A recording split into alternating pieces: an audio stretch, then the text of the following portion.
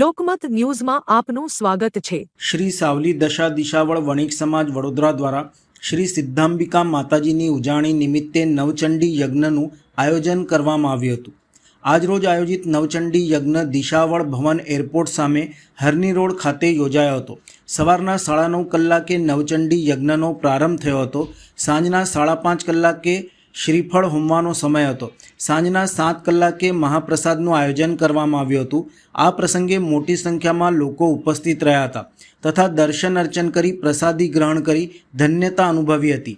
સમાજના આગેવાનો દ્વારા સમગ્ર આયોજન સંદર્ભે વિસ્તૃત માહિતી આપી હતી। તમારા જમણા હાથ તરફ દક્ષિણ દિશા ગણી લેવાની છે, ત્યાં તિલક કરવાનું છે। દક્ષિણ દિશામાં અથર્વવેદ છે, એ બધું તંત્રમાં આવે છે, ત્યાં તિલક કરવાનું। અથર્વવેદાય નમઃ। અંદર કંકુ ચંદનના પાસે કંકુ ચંદન આવેલું છે અને ચંદનના 4 દિશામાં ચાલના કરવાના। વિશ્વ કલ્યાણ અર્થે દર વર્ષે ચૈત્ર મહિનામાં છેલ્લા 11 વર્ષથી સાવલી દશા દિશાવળ વણિક સમાજ વડોદરા દ્વારા દિશાવળ ભવન ખાતે આજ રોજ આ આયોજન નવચંડી યજ્ઞનું કરેલું છે।